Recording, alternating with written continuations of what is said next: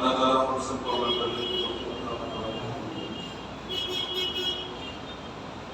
عزیزان محترم، سب سے پہلی بات یہ ہے کہ ہم نے اپنا وقت فارغ کیوں کیا، ہم بیٹھے کیوں ہیں؟ پہلے اس کی نیت صحیح کر لیں، پہلے اس کی نیت صحیح کر لیں کہ ہم بیٹھے کیوں ہیں، ہم نے اپنا وقت فارغ کیوں کیا۔ اللہ تعالیٰ نے ارشاد فرمایا ہے وَذَكِّرْ فَإِنَّ الذِّكْرَ تَنفَعُ الْمُؤْمِنِينَ، ایک دوسرے کو نصیحت کرتے ہو۔ اللہ تعالیٰ ارشاد فرماتے ہیں ایک دوسرے کو نصیحت کرتے ہو، دین کی باتیں بتاتے رہو، آخرت کی یاد دہانی کراتے رہو۔ فَإِنَّ الذِّكْرَ تَنفَعُ الْمُؤْمِنِينَ، یقیناً یہ نصیحت کرنا، یہ دین کی باتیں بتانا، یہ آخرت کی یاد دہانی کرانا ان لوگوں کو ضرور نفع دے جائے گی جن کے دل میں ایمان موجود ہے۔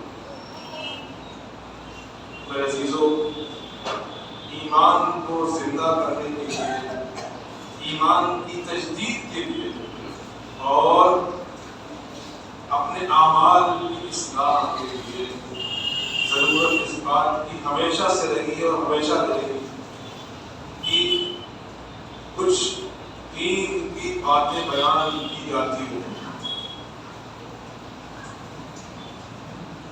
اسی لیے جب بھی بیٹھے ایسی مجلس میں تو سب سے پہلے یہ نیت کر لیں کہ جو بھی دین کی بات یہاں پر بیان کی جائے گی اس کو ہم غور سے سنیں گے اور دعا کر لیں دل میں کہ انشاءاللہ العزیز عمل کرنے کی کوشش کریں گے۔ اس لیے میرے عزیزوں، ہم کسی مشاعرے میں نہیں ہیں، ہم کسی مشاعرے میں نہیں ہیں، ہم کسی ایسی مجلس میں نہیں ہیں جہاں پر ہم اپنے دل و دماغ کو سکون دینے جاتے ہیں، بلکہ ہم ایسی مجلس میں ہیں جہاں پر اللہ کا کلام پڑھا گیا ہے اور اللہ کے کلام کی تلاوت کی گئی ہے۔ عزیزان محترم، ضرورت تو اس بات کی ہے کہ مردوں سے زیادہ خواتین کو دین پہنچانے کی ضرورت ہے۔ مردوں سے زیادہ اس لیے کہ سارے بگاڑ کی جڑ اس وقت خواتین کی وجہ سے، جو کہ ان کو دین کی تربیت نہیں دی گئی، ان کو دین بتایا نہیں گیا، ان کو دین سکھایا نہیں گیا۔ ظاہر ہے کہ جب ان کو نہیں معلوم ہے کہ ہمارا حق کیا ہے، ہمارے حقوق کیا ہے، ہماری ذمہ داری کیا ہے، ہم کو کس طریقے سے زندگی گزارنی ہے، اس کی وجہ سے عام طور سے گھروں میں بگاڑ پیدا ہو رہا ہے۔ عام طور سے گھروں میں بچوں کی صحیح اور ٹھیک دینی تربیت اور دینی تعلیم نہیں ہو پا رہی۔ جن لوگوں نے اپنی حماقت کی وجہ سے یا اپنے غور و فکر کی کمی کی وجہ سے یہ سمجھ رکھا ہے کہ دین کے کچھ باتیں سکھا دینے سے یا کچھ باتیں پڑھا دینے سے بچوں کی زندگی میں دین آ جائے گا، وہ یاد رکھیں یہ سراسر ان کی غلط فہمی ہے۔ اس لیے بچوں کا پہلا مدرسہ ماں کی گود ہوتا ہے۔ بچوں کا پہلا مدرسہ ماں کی گود ہوتا ہے۔ بچہ اپنی ماں سے سیکھتا ہے، اپنے گھر سے سیکھتا ہے، اپنے والدین سے سیکھتا ہے۔ ہمارے یہاں بچے اردو زبان بولتے ہیں نا، کیونکہ ہم بھی اردو بولتے ہیں، ہم لوگ بھی۔ ان کیس اگر آپ چائنا میں ہوتے تو ہمارے بچے کیا بولتے؟ چائنیز بولتے۔ اگر آپ فرانس میں ہوتے تو ہمارے بچے کیا بولتے؟ فرانسیسی بولتے۔ تو ہم نے ان کو زبان کو سکھایا، وہ خود سیکھ گئے۔ کو بولتے ہوئے دیکھا اور سنا، وہ سیکھ گئے بولنا۔ تو بچوں کا پہلا مدرسہ ان کا اپنا گھر ہوتا ہے، ان کی اپنی ماں کی آغوش ہوتی ہے۔ اگر ہمارے گھروں میں دین نہیں ہے، اگر ہمارے گھروں میں دین کا ماحول نہیں ہے، تو باہر سے ہم دین آپ کے یہاں نہیں لا سکتے۔ باہر سے آپ کے یہاں دین نہیں لا سکتے۔ سب سے زیادہ اس وقت ان حالات میں محنت کی ضرورت ہے خواتین کے اوپر، خواتین کے اوپر۔ خاتون کی زندگی میں دین آئے گا تو نسلوں میں دین آئے گا۔ خاتون کی عادتیں صحیح ہوگی تو بچوں کی عادتیں صحیح ہوگی، بچے دیندار بنیں گے۔ اور جب خواتین کے مزاج میں دین نہیں ہوگا، خواتین کی عادتیں دین کے خلاف ہوں گی، تو پھر بڑا مشکل ہے کہ بچوں میں دینی عادتیں پیدا ہو جائیں، دینی مزاج پیدا ہو جائیں۔ یہ بڑا مشکل کام ہے، بڑا مشکل کام ہے۔ عزیزان محترم، خواتین کو دین سکھانے کی، دین پڑھانے کی اور دین کی باتیں بتانے کی سخت ضرورت ہے۔ اور ایک بات میں آپ کو بتاؤں کہ اللہ تعالیٰ نے مردوں کے مقابلے میں عورتوں کا دل نرم رکھا ہے، مردوں کے مقابلے میں عورتوں کا دل نرم رکھا ہے۔ اگر ان کو صحیح طریقے سے، ڈھنگ سے، طریقے سے اللہ کی باتیں بتائی جاتی ہیں، رسول اللہ صلی اللہ علیہ وسلم کی احادیث سنائی جاتی ہیں، یقین رکھنا چاہیے کہ وہ بدلیں گے، یقین رکھنا چاہیے کہ وہ بدلیں گے۔ اور جب ان کے اندر تبدیلی آئے گی تو خاندان میں تبدیلی آئے گی، جب ان کے اندر تبدیلی آئے گی تو ہمارے خاندان میں، ہمارے گھروں میں تبدیلی آئے گی۔ اس وقت اس بات کی ضرورت ہے کہ ہم اپنے گھروں میں کیا کریں؟ دین کا ماحول بنائیں، اپنے گھروں میں دینی ماحول بنائیں۔ لگے کہ ہمارا گھر اللہ اور اس کے رسول کا ماننے والا، یہ نہ ہو کہ جب اماں ابا خود 9 بجے 8 بجے سو کے اٹھیں گے تو بچے کہاں اٹھیں؟ بچوں کی کون سی عادت پڑ جائے گی صبح اٹھ کے؟ بچے تو ماں باپ کے پیچھے پیچھے، والدین کے پیچھے پیچھے، اور خاص طور سے بچوں کے سلسلے میں والدہ ماں کا بہت بڑا رول اور بہت بڑا کردار ہوتا ہے۔ کہتے ہیں نا کہ بچہ تو سفید کاغذ ہوتا ہے، کیا ہوتا ہے؟ سفید کاغذ۔ سفید کاغذ پہ آپ جو چاہیں، انگریزی لکھیں، ہندی لکھیں، ملیالم لکھیں، اردو لکھیں، جو چاہیں، اچھی باتیں لکھیں، دعائیں لکھیں، گالیاں لکھیں، تو آپ جو چاہیں، آپ کے اختیار میں، آپ کے پاس سفید پیپر ہے، آپ کے پاس قلم ہے، جو چاہیں لکھیں۔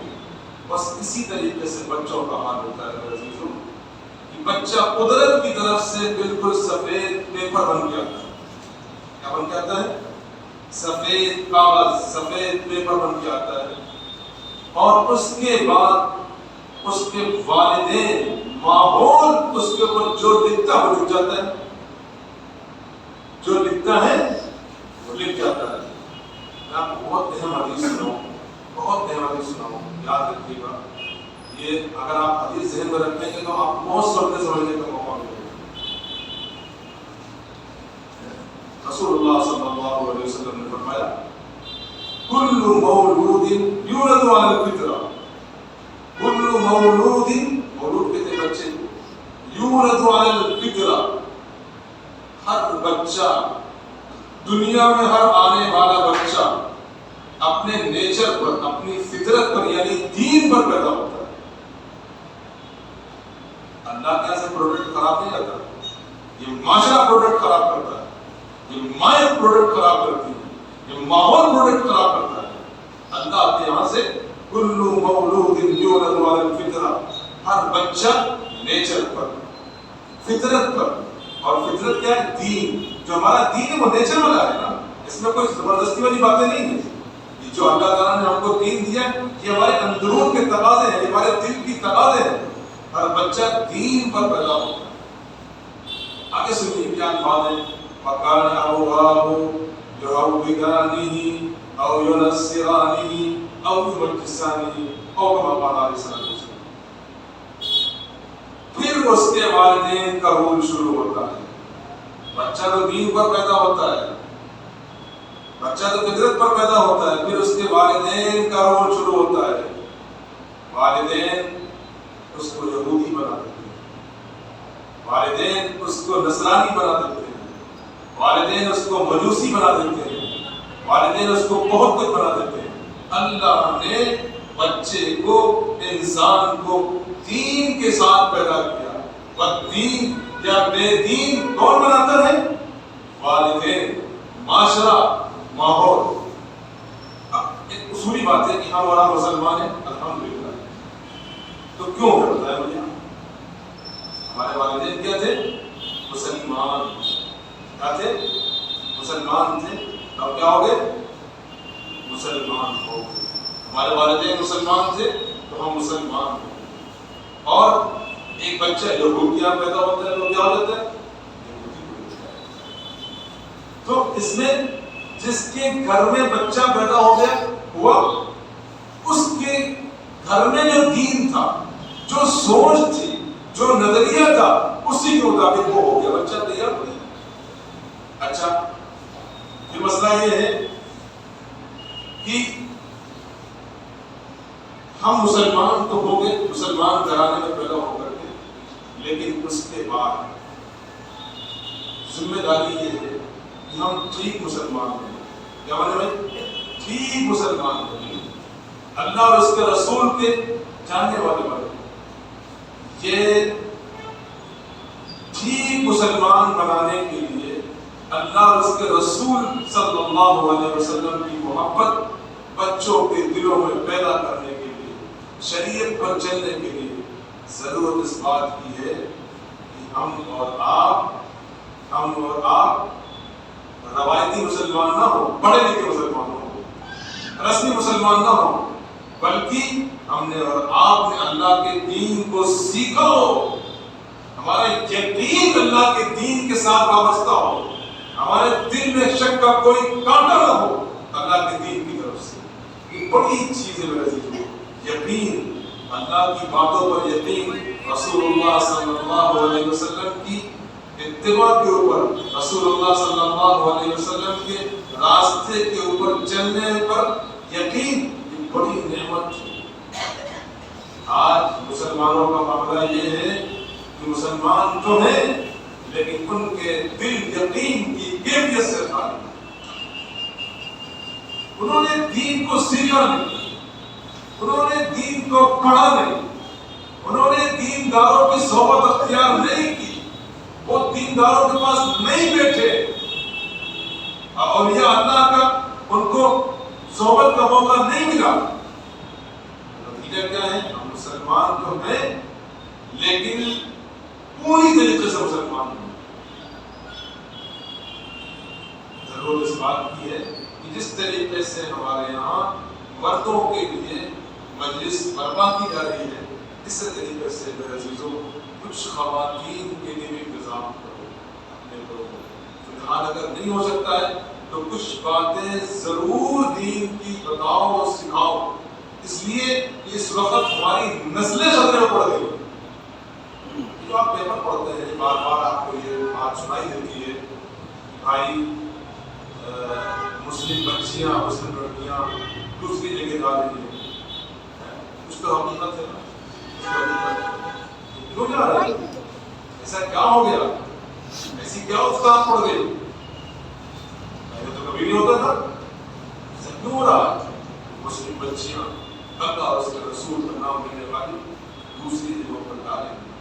ظاہر ہے کہ ہمارے معاشرے کا فساد ہے، ہمارے معاشرے کا بگاڑ ہے. ظاہر ہے کہ ہم نے ان کی تربیت نہیں کی، ان کو دین نہیں سکھایا، ان کا مائنڈ سیٹ نہیں کیا، ان کے اندر اللہ اور اس کے رسول کا یقین نہیں پیدا کیا، ان کے دل کے اندر دین کی محبت پیدا نہیں کی.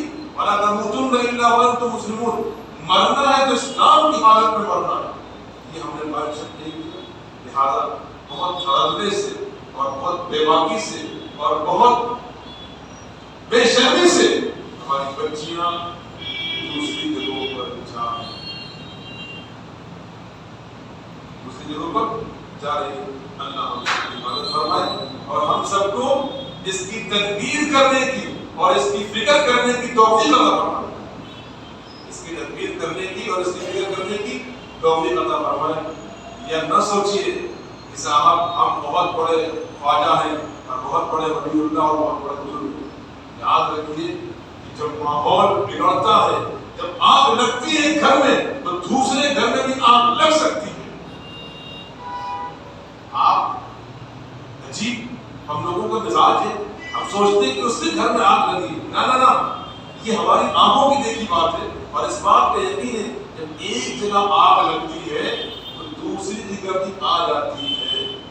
جب بیکٹیریا پھیلتا ہے تو ساری جگہوں پر پورا، اگر آپ ایک جگہ گندگی چھوڑیں گے، آپ اپنے محلے میں گندگی پھیلائیں گے، اپنے گھر کے سامنے گندگی ڈالیں گے تو دوسرے گھر میں بیکٹیریا بھی جاتا ہے۔ اسی لیے نبی صلی اللہ علیہ وسلم نے گندگی کو پھیلانے سے منع فرمایا اور فرمایا یہود و نصارہ اپنے گھروں کے سامنے گندگی پھیلاتے ہیں، مسلمان کی شان نہیں ہے جو اپنے گھروں کے سامنے گندگی پھیلائے۔ آپ گندگی اپنے گھر کے سامنے پھیلائیں گے، کیا آپ کے گھر میں بیکٹیریا ہے؟ دیکھیے آپ باہر چلتا ہے تو ہر جگہ چل جاتا ہے نا۔ تو یاد رکھیے، یہ نہ سوچیے کہ ہمارے یہاں بہت اچھا مطلب ہے نا، اپنے معاشرے کو بچانے کی کوشش کی، اپنے سماج کو بچانے کی کوشش کی تھی۔ اور اس سلسلے میں جو کوششیں ہوتی ہیں، جو فکر مندیاں ہوتی ہیں اور جو جستجو ہوتی ہے، بہت بڑی سعادت کی بات ہے۔ اے علی، اگر تیرے ذریعے سے ایک آدمی بھی ہدایت کے راستے پر آ جائے، دنیا میں جتنی چیزیں اس سے سب کچھ رہ جائے۔ اصل ہمارا کام تو یہی کرنا ہے، لوگوں خود دین پر قائم رہنا اور لوگوں کو دین کا راستہ بتانا، لوگوں کو دین کا راستہ سکھانا، یہ ہماری اصل ذمہ داری ہے۔ اصل بات یہ ہے، اگر ٹھیک اگر آپ اس کو سمجھنا چاہیں تو میں آپ سے عرض کروں، یہ ہمارا پیشہ تھا، یہ ہمارا پیشہ تھا۔ اللہ تعالیٰ نے اسی پیشے کے ساتھ ہم کو پیدا کیا تھا کہ خود تم دین کے اوپر قائم رہنا اور دوسروں کو بھی دین کے اوپر لانے کی، دین کے اوپر چلانے کی کوشش کرنا۔ وَكَذَلِكَ جَعَلْنَاكُمْ أُمَّةً وَسَطًا لِتَكُونُوا شُهَدَاءَ عَلَى النَّاسِ وَيَكُونَ الرَّسُولُ عَلَيْكُمْ شَهِيدًا۔ اس قسم کی بہت ساری باتیں ہیں۔ میں نے ایک ضروری بات آپ سے عرض کی ہے، اس وقت ہمارے ماحول میں جو خرابیاں پیدا ہو رہی ہیں اور جو ابتداعات کی لہر اٹھ رہی ہے، جو بے دینی کی کیفیت پیدا ہو رہی ہے، اس کے اوپر کنٹرول کرنے کی ضرورت ہے۔ اس آگ کو بجھانے کی ضرورت ہے، اس آگ کو بجھانے کی ضرورت ہے، اور اس کے لیے آپ کے پاس صرف ایک راستہ ہے۔ اس کے لیے آپ کے پاس صرف ایک راستہ ہے، دینی تعلیم و تربیت۔ کیا؟ دینی تعلیم و تربیت، اللہ اور اس کے رسول کی محبت پیدا کرنا، اللہ اور اس کے رسول کی محبت پیدا کرنا، دین سکھا دینا، دینی تعلیم دینا اور دین کی باتیں بتانا۔ اسی وجہ سے لوگ، اسی بنیاد پر لوگ دین پر باقی رہیں گے، دین پر کھڑے رہیں گے۔ جب آپ نے ان کو دین سکھایا نہیں، دین کے بارے میں بتایا نہیں اور انہوں نے کچھ جانا نہیں، تو ظاہر ہے کہ وہ دین پر کھڑے نہیں رہ سکیں گے، وہ دین پر کھڑی نہیں رہ سکیں گی، وہ دین پر کھڑی نہیں رہ سکیں گی۔ گھروں کو ماحول درست کرنا، فکر کرنا ہے، آگ بجھانے کی، آگ بجھانے کی، ہر حال میں آواز لگاتے رہو، اظہر سیلاب نظاروں کا تسلسل رکھو۔ ہم چپ چاپ نہیں بیٹھنے والے، ہم یہ نہیں سوچ، ہمارے لیے بات حرام ہے، ہمارے لیے بات حرام ہے کہ ماحول بگڑ گیا ہے تو ہم خاموش بیٹھ جائیں۔